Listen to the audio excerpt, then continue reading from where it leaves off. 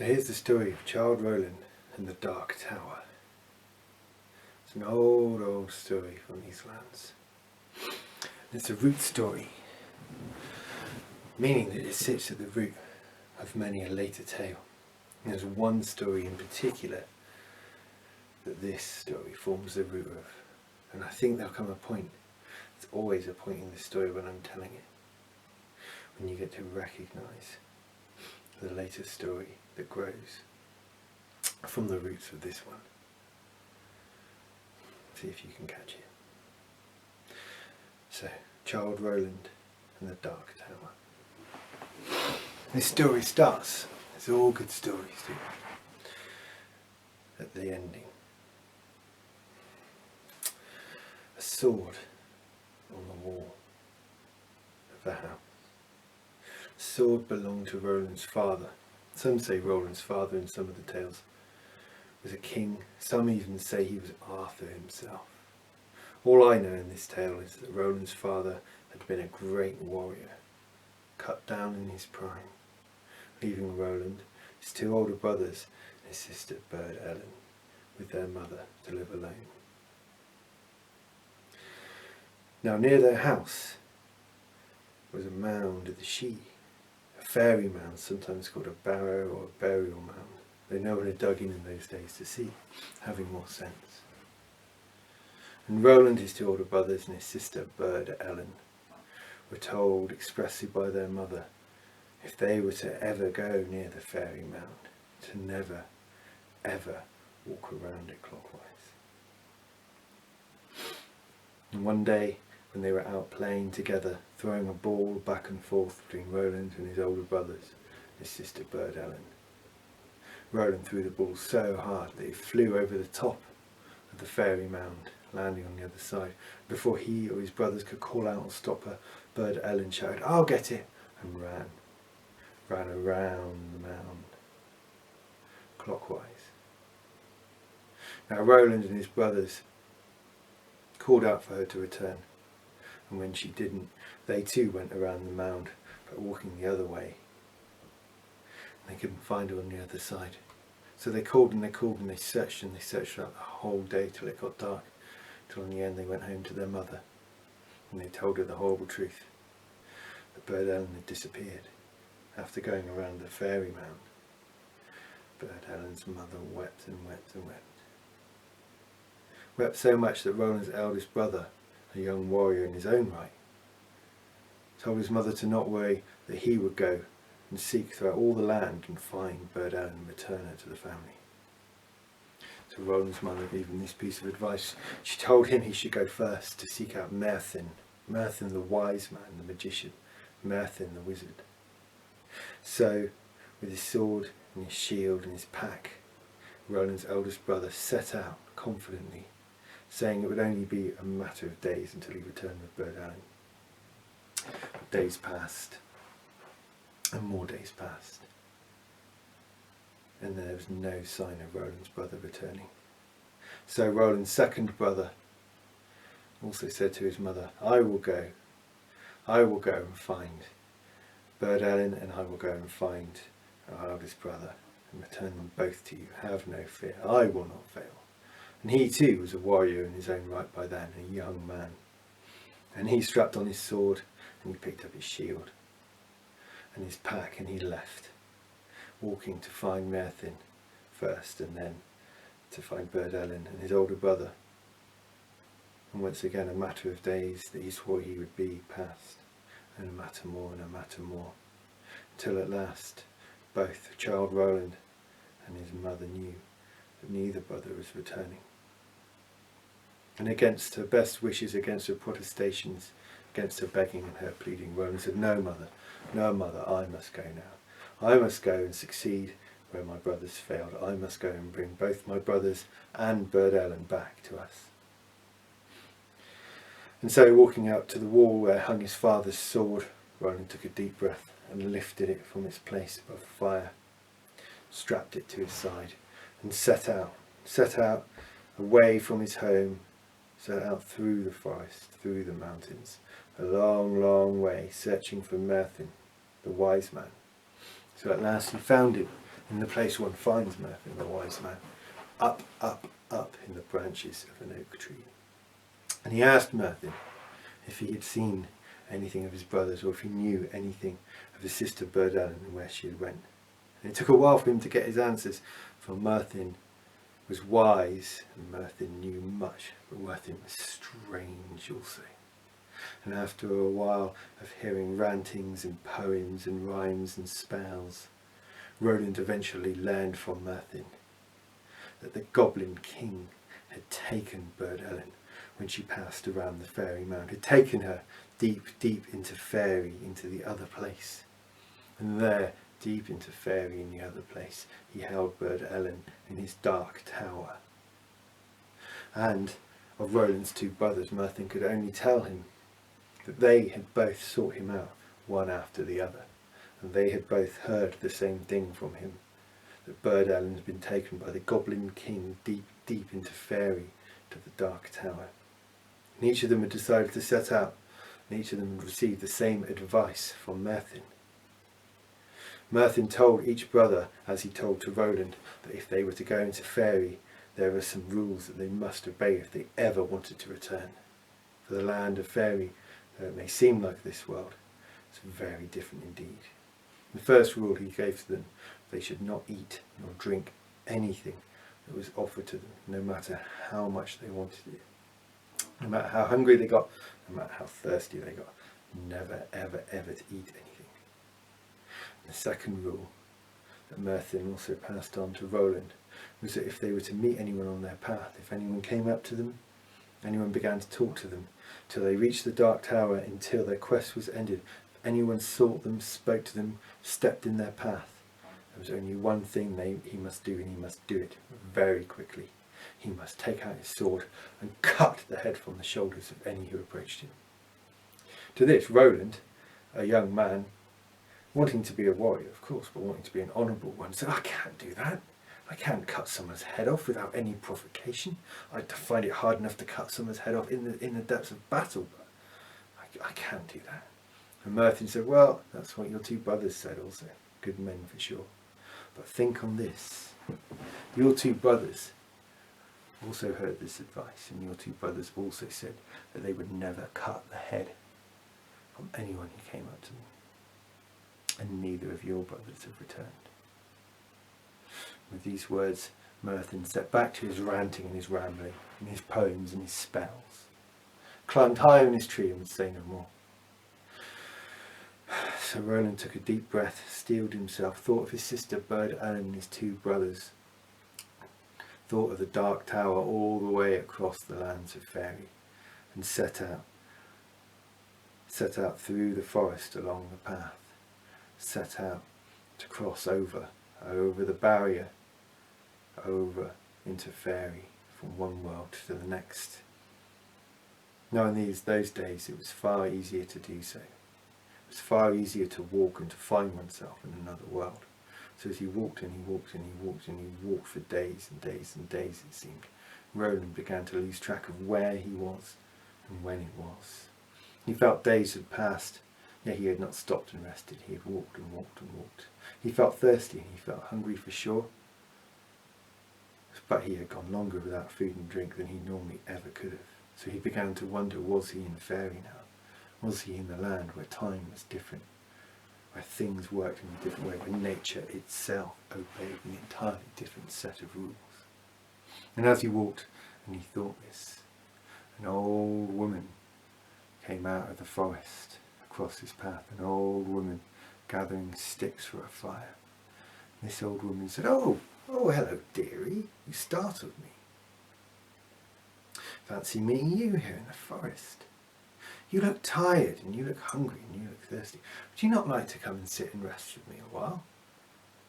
Roland stopped, and he almost agreed, almost took that opportunity to rest, but he remembered the words of Merlin. He became suspicious, not knowing if he was yet in Faerie or if he was still in his own lands. He became suspicious, but he did not know what to do or how to act. And so the little old lady walked up to him again, standing in his path, and said, oh, my dearie, you look hungry, my dearie, you look thirsty, my dearie, here, here, have this oat cake I carry with me. And here, have this water from the skin that I carry. And she handed them out to Roland, who felt his stomach gurgle. Felt his lips smack together at the thought of food and water after who knows how long it had been without. And he remembered the warning of Merthin, and hoping against hope, and praying and praying and praying that he was right and he was not making an error.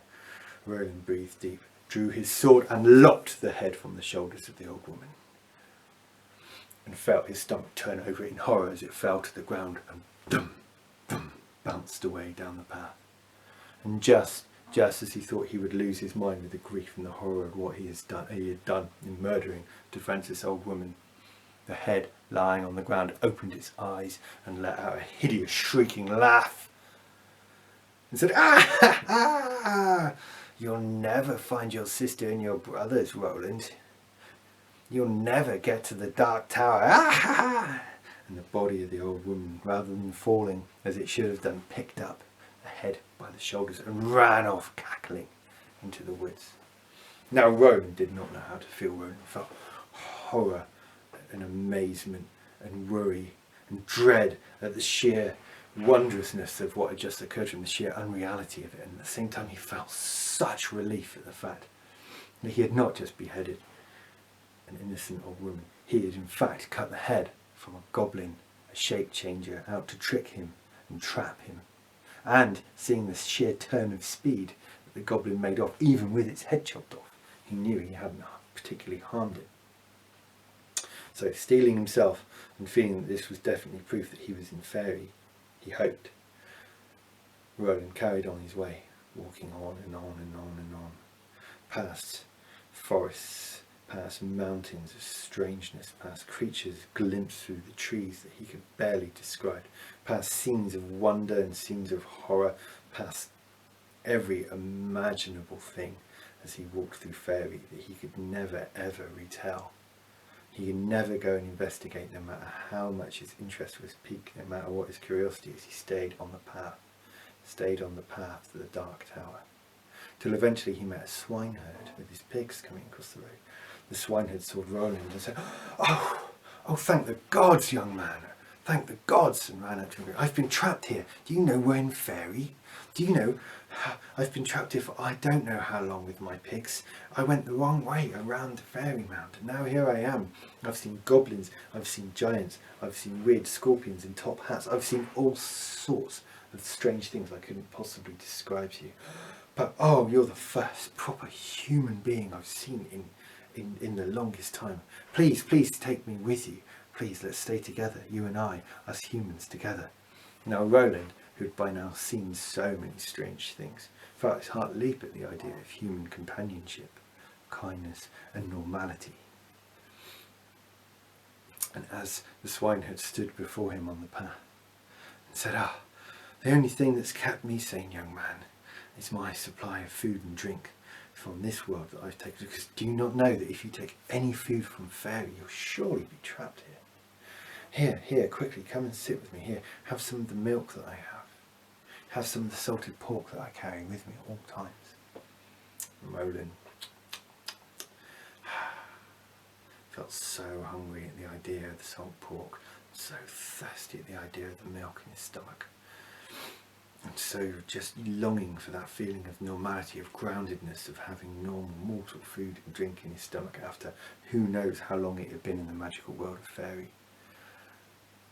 And just as he was tempted, he remembered again the warning of Merthin, and even though he so wanted to believe that this was a man stood before him, a human being, willing to help him, willing to be a companion and to offer him the food and the drink, Roland took a deep breath, drew his sword and lopped the head from the shoulders of the swineherd, once again feeling horror in the pit of his stomach as he saw the head tumble from the shoulders, hearing the echo as it thumped into the ground and rolled along the path. And then, though, as before, feeling that sweet relief tinged with revulsion as the body didn't fall over and the head opened its eyes and laughed at Roland, going, "Ah, well done, Roland! passed the second test. Well done. It's going to be harder to trick you than I thought, but I will get you before you reach my dark tower. And with that, once again, the swineherd's body leaned down and picked up the head and ran off cackling into the woods. The pigs now disappeared as an illusion. Roland stared after the figure as it capered and ran madly off into the woods and felt sick to his stomach. Not because he had almost chopped off the head of a mortal person and gone through that fear now, but just at the sheer unrealness of the place he was in. All the rules in fairy were different to the rules in the world he knew, and he was beginning to tire of it. He felt his mind beginning to crack at the surreality of his surroundings, at the lack of any basic foundation in the world that he knew. But steeling himself to carry on, he put his sword back in its sheath and carried on the path. And he walked on and he walked on and he walked on, and now he ignored all of the wonders on either side of him. He ignored all of the strange things going on. He ignored the tug and the pull to investigate everything that he heard and saw to either side of him. He kept walking and walking and walking and walking until the end, leaving the forest and crossing a huge barren plain. In the end he saw it on the far horizon, sticking up like a needle out of the earth. He saw the dark tower. As he walked and as he walked and as he walked, he didn't know if he walked for hours or days or weeks or months or years. It seemed he walked and he walked, and forever there on the horizon the dark tower grew and grew and grew and grew and grew and grew and grew and grew before him, until at last he stood behind the huge dark gates of the dark tower, the very pinnacles on top of the tower, so high up above him now he could hardly see it, as if the tower itself was a pillar that supported the sky. Roland pushed against the doors and walked inside and climbed the staircase. He saw that huge, dark, winding, spiral staircase, his hand on his sword, always at the ready for the danger that might leap out at him. He climbed and he climbed and he climbed and he climbed and he climbed, till at last he reached a landing. And on this landing were doors. Pushing open the doors, he stepped inside, and there he saw, sat at a table, his beloved sister, Bird Ellen, and there he saw, sat in chairs at the table, his two brothers, and they all turned and they saw him and they said, oh, Roland, oh, thank the gods that you're here, Roland. Thank the gods that you're here. You can save us. The Goblin King stole us away and hid us here. And Bird Ellen got up and ran to her brother and hugged him, and he held her in his arms, and his heart beat with joy at last at finding his sister and at the idea of saving her and his brothers. His two brothers stood up and clapped him on the shoulders and said, Roland, we are so, so proud of you. You are the best of all of us. Wait till we get home and tell Mother about how amazing you are, how proud we are of you, how you are the mightiest warrior of all of us. Bird Ellen stepped forward and said, here, Roland, you must be so tired after your long journey to find us. At least before we go, we have been fed and looked after here, even though we've been prisoners. So before you go there, before we all leave together on this adventure, you must be so hungry and so thirsty. Here, take a bite of this apple. She handed it to Roland. Roland took it from his sister, so grateful and glad because it was his sister who was giving it to him. His sister he had loved since the day she was born, his sister who'd been his playmate and his closest companion all of his life, and he held the apple up to his face and he opened his mouth. Surely he could trust his sister. And as he opened his mouth to take a bite, he looked up. He looked into Bird Ellen's eyes, and as he looked at his sister, the face he knew so well. He looked into the eyes he knew well, better than he knew his own eyes. And as he looked, he could see nothing about her that would remotely tell him that she was anything other than his dear beloved sister. Absolutely nothing other than deep within her eyes, deeper than the slightest reflection, the slightest mote of light in her eyes. He caught something, the tiniest glimmer, a glimmer of expectation, a glimmer of victory, a glimmer of gloating. Now he knew his sister well, and he knew all of her foibles, and all of her faults as well as all of her gifts. But one thing she didn't do, one thing she didn't have, was a bad negative bone in her body. She was not nasty, she didn't gloat, she wasn't jealous. The look he saw deep, deep, deep in that eye was one that he would never see in hers. And so, summoning his faith in himself and his judgment, and taking the biggest, deepest breath of his life and praying to all the gods he knew, that more than he had ever done before, that he was not wrong. Roland drew his sword and cut her head from her shoulders. And for the longest time he had ever known in his young life, it took the head to fall to the ground. As it struck, Bird Ellen's head, her body, and his two brothers disappeared. And in that moment came a crash of footsteps as the door burst open, and a huge booming voice cried out, "Fee, fi, fo, fum, I smell the blood of an Englishman." And turning around, there Childe Roland stood at last before the Goblin King.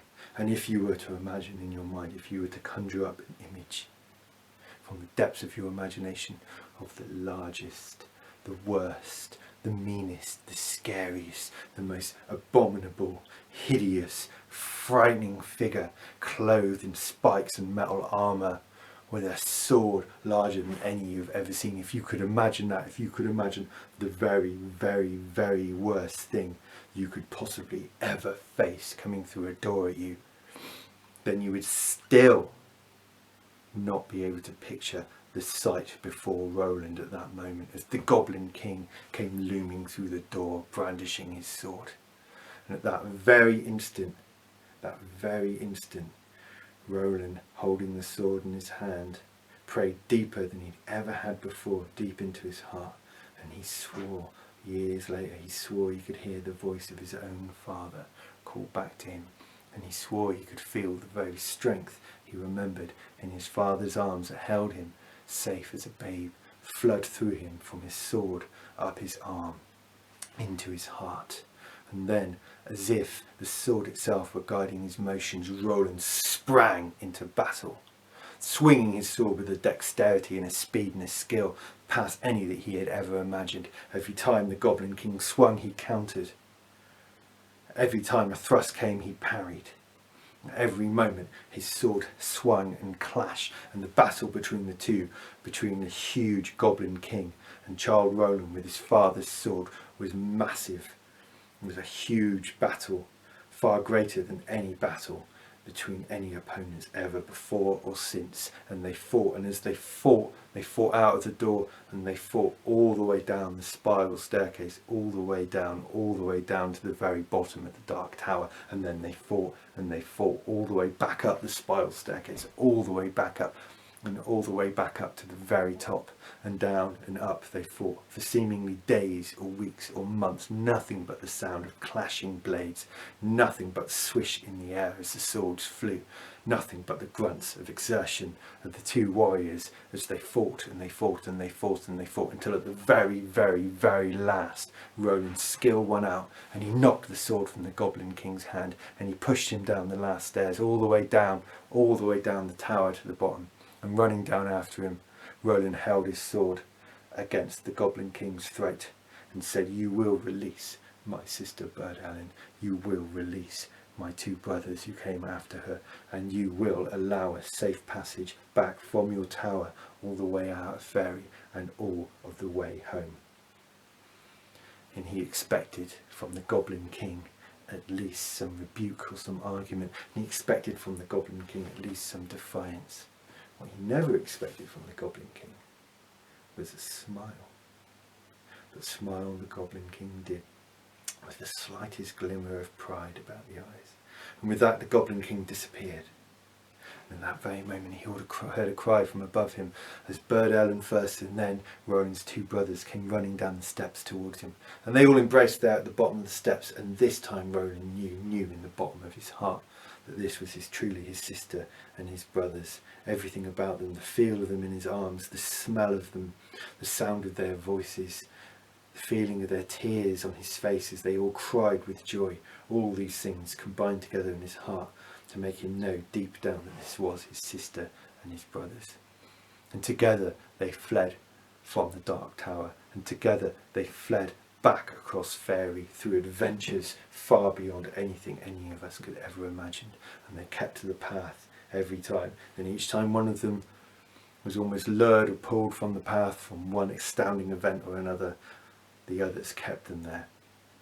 And each time they were assailed by all manner of strange beasts, each one defended the other, until at last they reached our own lands. They reached this world, back from Faerie. And coming back, you never saw a reunion as sweet as Roland's mother, as she heard the approach of her 3 sons and her daughter. And there together they hugged and they kissed and they laughed and they ate, and Roland filled his stomach with food and drink. And the story was told over and over again, and Roland's bravery and his cunning and his skill and his heart were praised and praised and praised above all in the land, until at last Roland, thanking all of the gods that he knew, and most especially thanking the spirit of his father, took the sword back to the fireplace and hung it there on the wall. And there, where we started, we will end. Thank you.